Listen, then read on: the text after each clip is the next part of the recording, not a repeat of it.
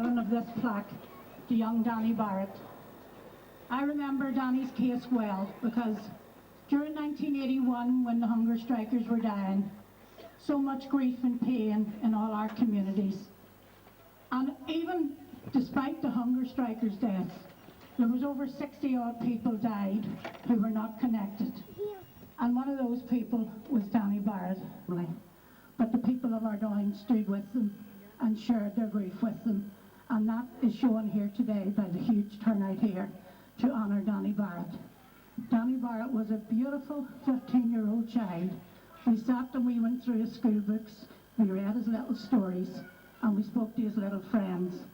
And it's his little friends who made this event possible here today. They couldn't forget, you know, Danny. And I think it's only but right and proper that people from all our areas, whether they were involved in the struggle or not, are remembered, because all our grief is equal, all our pain is equal, and to stand beside the families is the right thing to do. So I would like to call Eamon Macaulay. Eamon was responsible for this plaque, and I'd like to call Eamon to say a few words.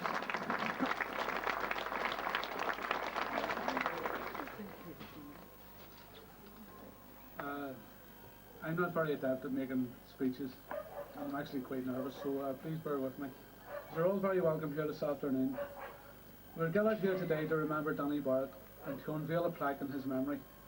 I was in Danny's class in primary school, P1 to P7, and secondary school, first year until fourth year. Danny was killed in the summer break of '81, between fourth year and fifth year. I'd just like to take this opportunity to talk about one of my wee memories of Danny, which I have many. The photo on the plaque of Danny was taken in the Parochial Hall. I think Danny won an album that night.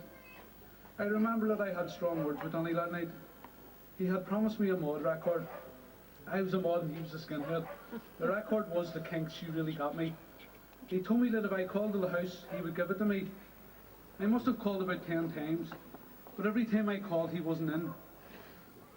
About the 11th time of calling, Susan answered the door and said to me that Danny hadn't got the record at all and had just been winding me up. She says that Danny was up the stairs, lying in the bed, killing himself laughing. I was very angry and felt very foolish. I had a good idea, maybe I wound up knowing what Danny was like, but I thought the risk was worth taking as I wanted that record so badly. Well, that night, I was in one corner of the Parochial Hall with the mods, and he was in another corner with the skinheads. I took the dangerous steps of going over to see Danny, and soon a heated argument ensued, with Danny warning me not to get too threatening, as he would get his big cousin Jake O'Raw to sort me out, and shouted to Jake to come over. Big Jake came swaggering over. The thought of a brawl outside with Big Jake made me lose courage, and I bit a hasty retreat. Incidentally, me and Danny used to go on the hike, and a few times we called at Jake's house, where his mother would make us soup and bap.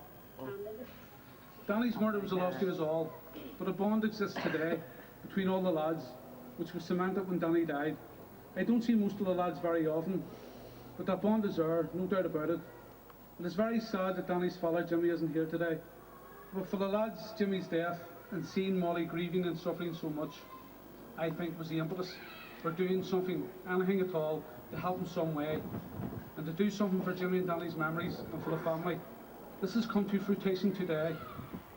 I would also like to thank Patrick Adams, who made the beautiful plaque, Eddie Copeland, who was a major driving force behind this, Father Gary, who is going to give a religious service, Lawrence Toner, the caterers who provided the food, and I would like to thank you, the community, for coming here today. We are very grateful to you all. Thank you.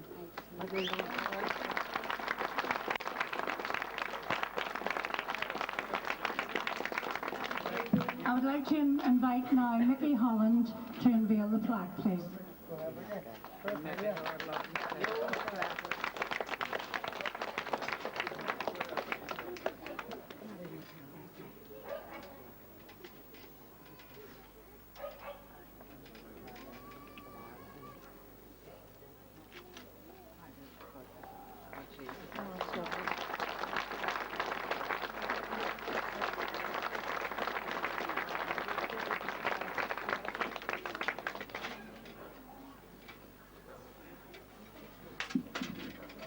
I don't know who made the plaque, but whoever is, he deserves our congratulations. Patrick Adams was the one who made the plaque.